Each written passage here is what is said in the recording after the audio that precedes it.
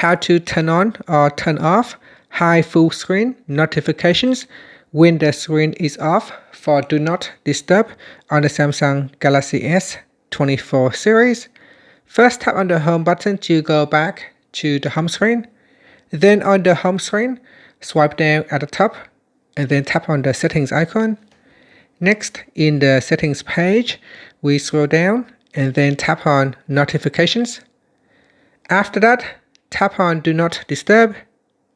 Then we scroll down and tap on Hide Notifications.